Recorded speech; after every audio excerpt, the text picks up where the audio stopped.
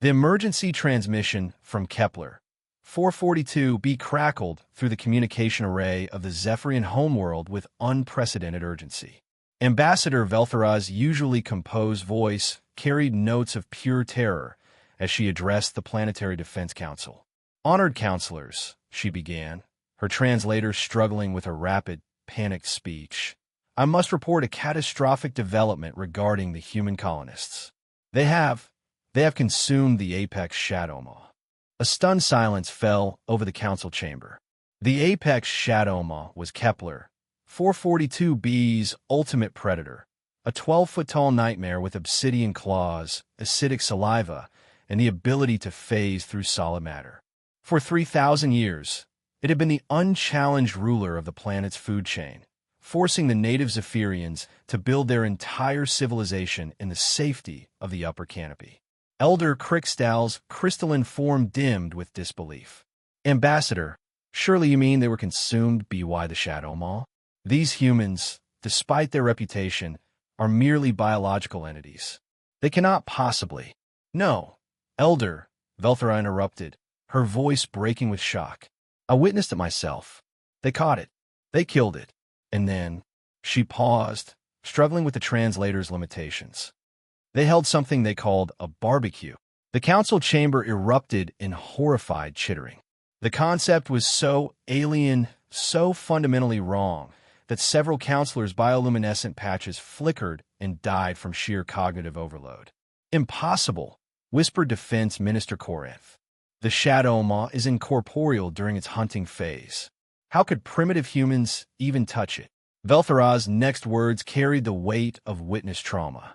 "They used something called iron filings mixed with their food preparation substances. When the creature phased, the particles remained solid, outlining its form. Then they threw nets made of metal mesh while shouting something about ghost hunting." Elder Crickstal's form brightened with desperate hope. "But surely the Shadow Maw's acid. They called it natural meat tenderizer," Velthara continued, her voice hollow. "One of them, a female called Thompson, actually tasted it and declared it needs more salt. She then proceeded to add various chemical compound from containers labeled with skulls and warnings."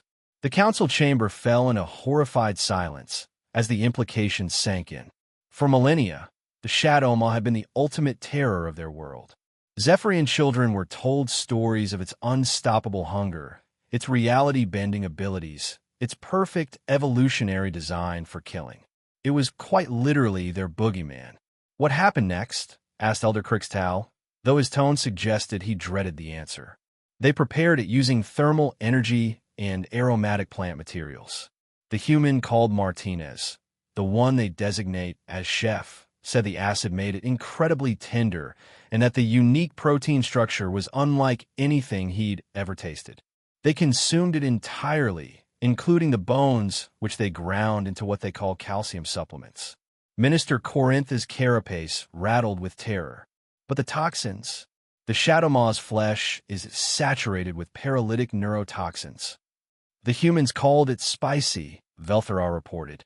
Several of them requested the recipe. One suggested opening something called a restaurant to serve it to visiting species.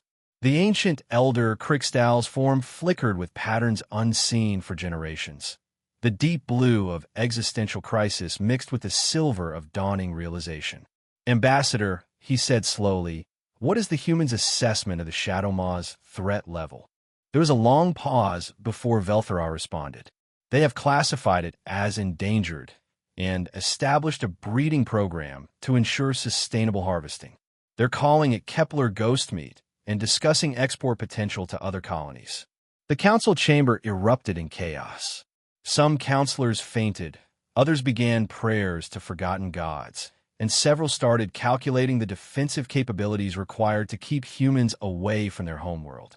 Elder Crickstal raised a trembling appendage for silence. "Counselors," he declared, his voice carrying the weight of species-wide trauma, "I hereby propose Emergency Resolution 1. Immediate reclassification of humans from curious neighbors to apex predator of apex predators." The motion passed unanimously. Far away on Kepler 442b, Chef Martinez was already planning next week's menu, completely unaware that he had just terrified an entire galactic civilization by turning their greatest fear into a Tuesday dinner special.